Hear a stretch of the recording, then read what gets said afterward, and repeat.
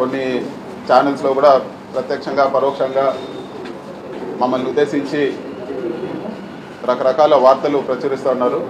నేను ఒకటే అడుగుతా ఉన్నాను, నా అఫిడవిట్లో కానీ లేకపోతే మా తల్లిదండ్రుల అఫిడవిట్లో కానీ లేకపోతే మా భార్య అఫిడవిట్లో కానీ అన్నీ కూడా వివరంగా ఎక్కడైతే మేము తీసుకున్న ప్రాపర్టీస్ అన్నీ కూడా వివరంగా ఉన్నాయి. ఇవన్నీ కూడా ప్రైవేట్ వ్యక్తుల దగ్గర నుంచి తీసుకున్న ప్రాపర్టీసే.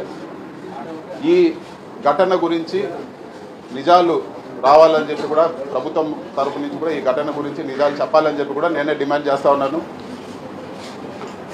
మీడియాలో కూడా చూడడం జరిగింది, అనురాగ్ అని చెప్పి ఒక అనుమానితుని కస్టడీలోకి తీసుకున్నారని చెప్పి కూడా వాళ్ళ పేరెంట్స్ కూడా అతను వాళ్ళ ఫ్యామిలీ అంతా కూడా మేము తెలుగుదేశం నాయకులు, మేము తెలుగుదేశం పార్టీకి సంబంధించిన వాళ్ళు, మా పిల్లోని అనవసరంగా పట్టుకున్నారని చెప్పి కూడా మాట్లాడుతున్నారని చెప్పి కూడా మీడియాలో కూడా చూడడం జరిగింది. ఇవన్నీ కూడా నిజాలు బయట రావాల్సి ఉంది. నేను ఇంకొకటి కూడా మీడియా మిత్రులను కానీ అందరిని కూడా నేను మనవి చేసేసామంటే, ఇవన్నీ కూడా వ్యక్తిగత ఆరోపణలు. ఒక వ్యక్తిగత ఆరోపణ చేసే ముందు మీరు మా వివరణ కోరితే ఖచ్చితంగా మా వివరణ కూడా తీసుకొని ఇదో ఈ విధంగా ఆరోపణ ఉందంటే మా వివరణ కూడా మేము చెప్తాము. దయచేసి రెండు కూడా మీరు చూసి నిజాలు మీరు వేయాలని చెప్పి కూడా నేను కోరుతా ఉన్నాను. రాజకీయ ఆరోపణలు ఉంటే పర్వాలేదు, వ్యక్తిగత ఆరోపణలు వచ్చినప్పుడు ఖచ్చితంగా మేము వివరణ ఇచ్చేదానికి సిద్ధము. ప్రతి ఒక్క ఏది చేసినా కూడా ఈరోజు దాదాపు 30 సంవత్సరాలుగా వ్యాపారం చేస్తున్నాము. ప్రతి ఒక్కటి కూడా ఇన్కమ్ ట్యాక్స్ డిపార్ట్మెంట్లో ఉంది. ప్రతి ఒక్క అసెట్ మాకు ఏదైతే ఉందో అవన్నీ కూడా ఈరోజు మీకు అఫిడవిట్లో ప్రతి ఒక్కటి కూడా అన్ని చేర్చడం జరిగింది. ఇవన్నీ కూడా పద్ధతిగా ఎక్కడ ఏది ఉన్నది కూడా ప్రతి ఇయర్లీ కూడా రిటర్న్స్ ఫైల్ చేయడం కానీ ప్రతి ఒక్కటి కూడా కానీ అన్నీ కూడా పద్ధతిగా ఉన్నాయి.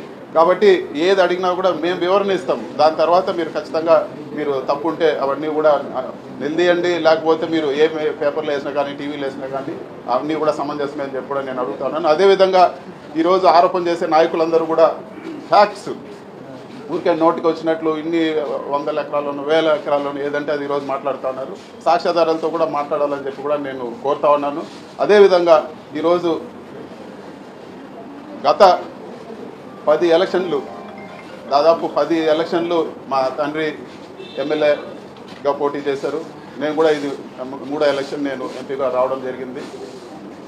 ఏ ఒక్కరు ఈ 10 ఎలక్షన్లు అధికారంలో ఉండి లేకపోని ఏ పరిస్థితుల్లో ఉండి ఏ ఒక్కరైనా కానీ ఎవరైనా కానీ ₹1 మేము ఎలక్షన్ ఫండ్ ఇచ్చినామనో లేకపోతే ఎలక్షన్ పేరు చెప్పి మా దగ్గర ₹1 తీసుకున్నారని చెప్పో ఎక్కడన్నా నిరూపిస్తే కూడా ఈ రోజు నుంచి రాజకీయాలు వదిలేదని కూడా నేను సిద్ధమని చెప్పి కూడా చెప్తాను. ఈ ఎలక్షనే కాదు, 10 ఎలక్షన్లు మా నాన్నగారు పోటీ చేస్తున్నారు. ఏ ఎలక్షన్లో అయినా కానీ ఎవరైనా కానీ మా పార్టీ కానీ బయట పార్టీ కానీ ₹1 ఎలక్షన్ ఫండ్ ఎవరి దగ్గర ₹1 ఎలక్షన్ ఫండ్ తీసుకొని కూడా మేము పోటీ చేసింది కూడా లేదని చెప్పి కూడా నేను తెలియజేస్తా ఉన్నాను.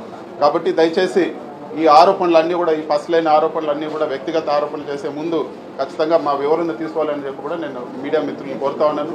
ఇవన్నీ కూడా ఈ మదనపల్లి ఘటన ఇవన్నీ కూడా బయట రావాలని చెప్పి కూడా కోరుతా ఉన్నాను. కొంతమంది మాట్లాడుతూ ఉన్నారు రికార్డులు తారుమారు చేసేదానికి ఈ ఘటన జరిగిందని చెప్పి. నేను ఒకటే అడుగుతాను, మా అఫిడవిట్లో ఉండే ప్రాపర్టీస్ కానీ ఇంకటి కానీ ఏదైనా కానీ ఎంఆర్ఓ ఆఫీస్లో ఉంటాయి, కలెక్టర్ ఆఫీస్లో ఉంటాయి, CCLAలో కూడా ఇవన్నీ రికార్డ్స్ ఉంటాయి. సో ఇవన్నీ కూడా ఏదో చిన్న ఘటన జరిగితే రికార్డ్స్ అన్ని తారుమారే పరిస్థితి ఉండదు.